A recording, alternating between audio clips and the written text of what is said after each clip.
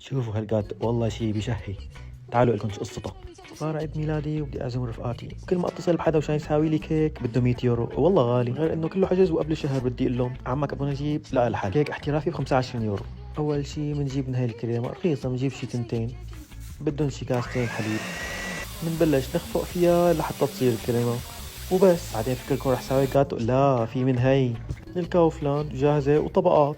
ومنبلش يا معلم منمد الكريمة عليهم ومنحط لها فواكه مجففة على كيفك، تشتريها من وين ما بدك أو فواكه طازجة إذا بدكم تاكلوا الجاتوه يعني بعد يوم وأكتر. فيكم تحشوا اللي بدكم إياه. ليكم وأحلاها. ليش لساوي جاتو بالبيت إذا هي طيبة وظريفة ورخيصة. ومنكمل المشروع لحتى نغطيها للجاتوية كلها كريمة. كم بدي فرجيكم كيف كمان ملست شوي، بس الكاميرا ما كانت شغالة، بس هيك طلعت. بس رح اغطيها بهاي مارسيبان بدل عجينة سكر، لانه عجينة سكر بنكبها ما طيبة. وهيك بنغطيها بنظبطها قد ما فينا، وبنجيب شوية زي من عند الصيني. والف صحة. صحيح مو ممتازة الكيك هاي، بس بالنسبة لأول مرة فظيعة. يلا خلوني آكل. سلام.